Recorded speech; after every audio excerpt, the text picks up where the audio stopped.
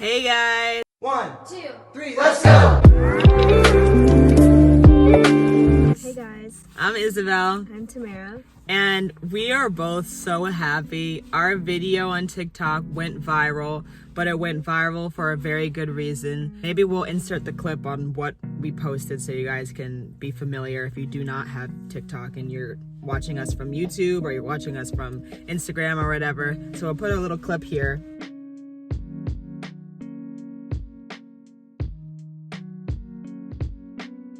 So our video was basically talking about how we've been in a relationship for almost 5 years now. A lot of you guys know that like 3 years of that we were long distance. So that also relates to this in many different ways. And we were just talking about how she has a higher drive and I have a lower drive, and how we thought that was just kind of in our relationship, or you just kind of think that other people are on the same level or they just don't talk about it. And I think that this whole situation is not talked about enough.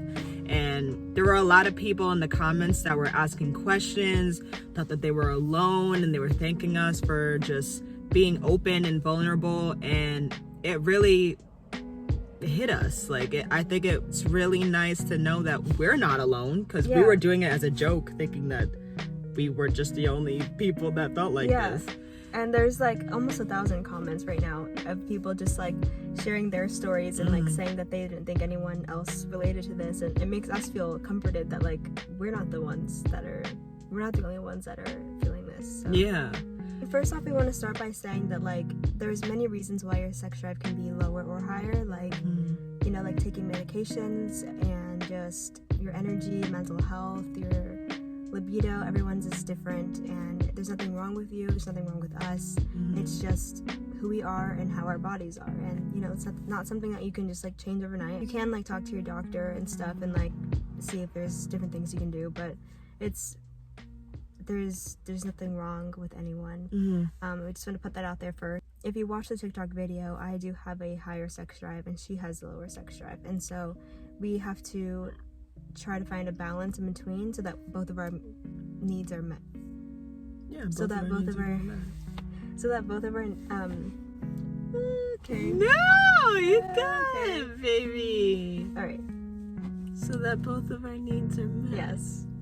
So that both of our needs are met, and it can be difficult. I saw a lot of comments on the TikTok saying that like they felt like insecure, like their partner didn't love them or didn't think that they were sexy, and that is exactly how I've felt before. And I try not to think those things, because we literally are in like the most stable relationship ever. Like this is the only thing that I think that our relationship has an issue in. And it's just something that we have to work through, just like anything else that comes up in a relationship. But I think I've noticed, like at first, like it was so hard for me to bring up, because I mean sex is a taboo topic to talk about already. So then of course bringing it up to my partner that like I feel like we're not having sex enough or whatever, like it was really scary for me. And then I would avoid it until basically I would like have all this built up like frustrations, and then I would have to just like let it all out all at once, and then it, you know, that causes an issue too, when I could have just brought it up earlier and then solved the issue early on. But I want to say, like, on both sides, like your partner probably doesn't even know that you feel this way. Like I don't think you ever knew I felt like that until I told you. Like there's no way for you, your partner can't just like guess. And so that is one thing I learned. And like, you know, every few like months or so, if I feel like our like sex is like lacking a little bit more, like I have to bring it up, because she doesn't know that like I'm affected by it unless I tell her. So I think it's just like finding a balance and being communicative, and yeah, that's what I have for the higher sex drive. For me, I am the one with the lower one, which I feel like there's like this stereotype that like the dyke or the stud is like the top, and like everything is like so aggressive. I could still be a top. Don't get it twisted. It's like this big, huge, like, oh, the dyke is supposed to just like be doing all this crazy stuff. And like a lot of the time, it's very interesting because in the comments, a lot of people were talking about their girlfriends and like their homosexual relationships, and they were saying that their partner that was more masculine was the one with the lower one, just like me. And I thought that was very interesting because people have this idea that like the girly one is just supposed to just sit there and just do nothing, and the other one's just supposed to go to town. Same with like heterosexual relationship, and I feel like even more there's probably even bigger stigma for like men in general, because they're supposed to be like the alpha male or whatever the hell. And that's so, like, very important, because a lot of people think that men are all supposed to be like that, and a lot of men are like that, so that's where the stereotype comes from. But then there's a lot of people in heterosexual relationships where I'm sure like they are about to have sex for the first time, and the man is actually shy and like nervous and like not comfortable, and they're like, oh well, like why are you like, it's just like a lot of the times I just honestly don't feel like doing it, like at all. And for me, it's not that like I don't look at her and I'm like, you're so ugly, like I just don't want to have sex with you, like you're just like, I can't even stand you. No, why would I be with her for 5 years living in a room in my parents' house if I didn't love her? Like, I love you so much. And it's just, for me, it's like, it's an energy thing. And like, while you're thinking that like it's not because I think that you're unattractive, but like it's kind of hard to not think that sometimes, and I totally understand that. So when the times that you do feel like that, I'm just sitting there like, I am so depressed. I have no energy. Like, I don't even have energy to give myself anything. Like, I am barely doing anything for me. So if I'm not doing anything for me, how can I ever do something for you or like give you like more when I'm not even giving myself like even half of what I should be giving myself? A lot of the time it's like initiating. I'm never really like initiating it, but once we're like in the moment, I'm like so happy.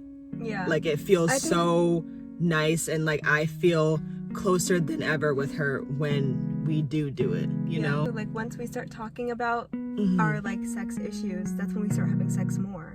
And it feels so much better. Like it's just like, and we usually cry after. And it's like very emotional. And I think sometimes having like deep talks about like serious things that you think a lot of people will break up with you for, which I think is ridiculous. And I saw a lot of comments of people saying that their significant other broke up with them because they asked for more, or they said that they just don't feel like doing it. And like that's another thing, like through school and science, you think of intimacy, you think of sex, like that's not even like the definition. Instantly.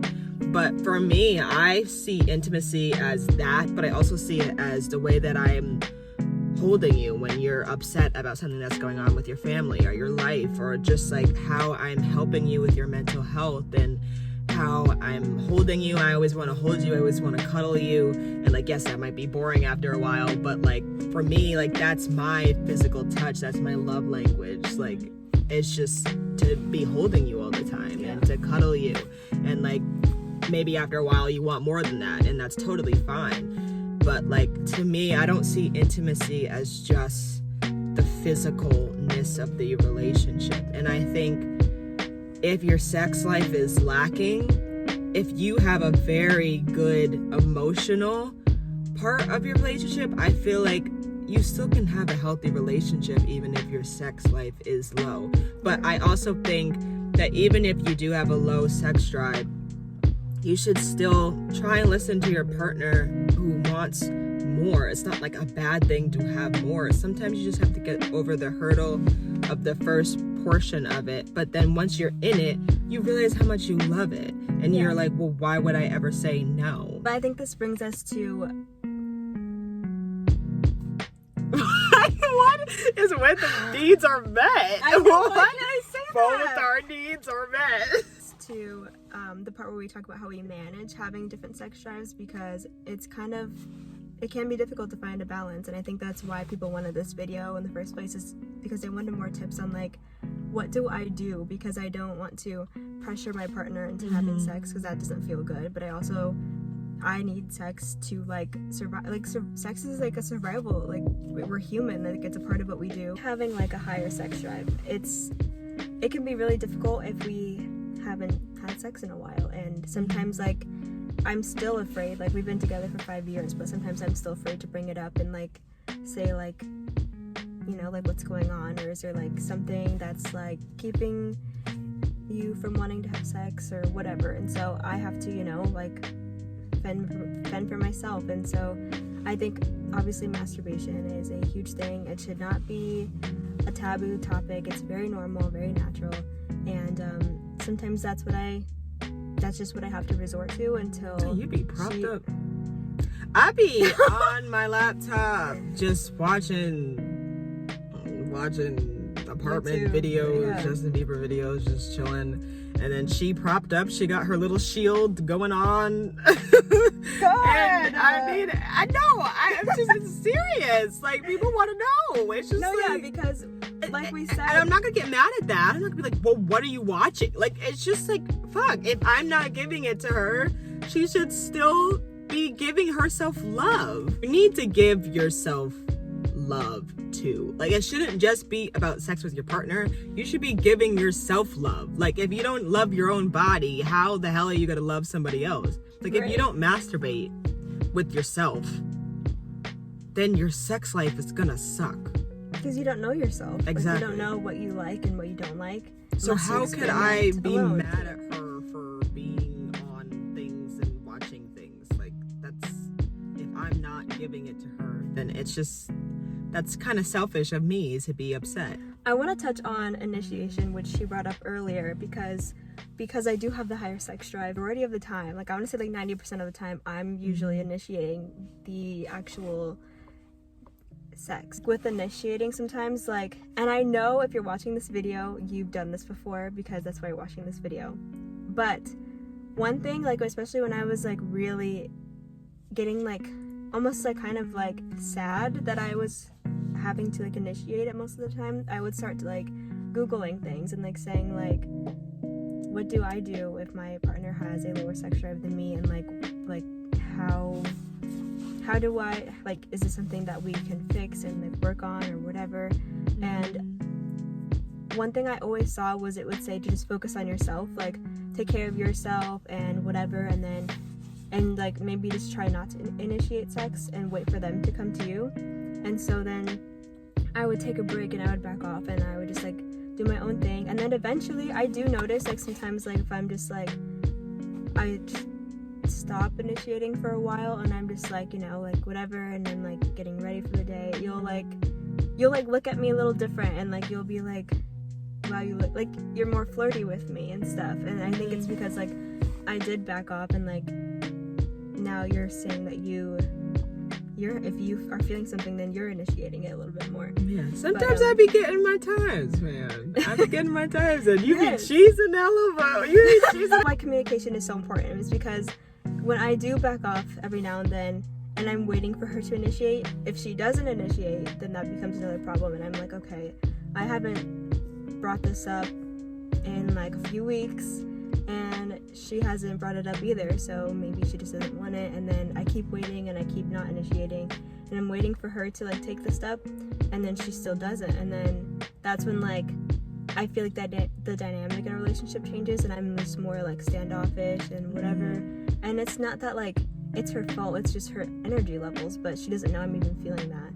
And then I think that's when I start to get into those like insecure spaces, and I'm like, okay, well, it's been a while and I'm not initiating because I feel like if she wants to have it, then she'll bring it up. But I think when like you don't, then I start getting insecure. But then that's when I eventually bring it up, and then we talk about it, and then usually everything is pretty fine. Mental health is like such a big aspect for a lot of people, and it's not that they don't love you or they think that you're unattractive. It's just like they're not mentally in the right space, they're not in the right state of mind. Like more recently, like November through December, I was more in my like depressed stage, and so at that point like I didn't really have much of a sex drive either. And so then we just I think in November we went the whole month and we didn't have sex at all. And then That's what I was gonna say.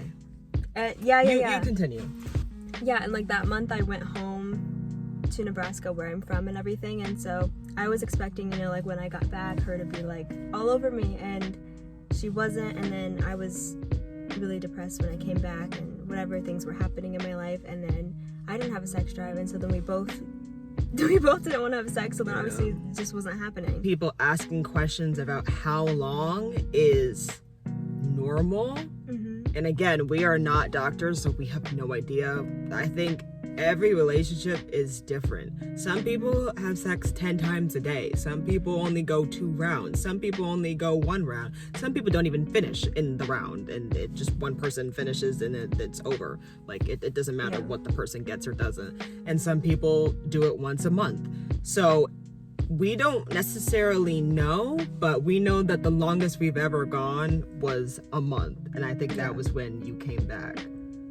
Yep. After traveling. I was counting normal, the days. And she was counting the days. I had the date wrote down in my notes app, and I was like, all right, I'm going to calculate.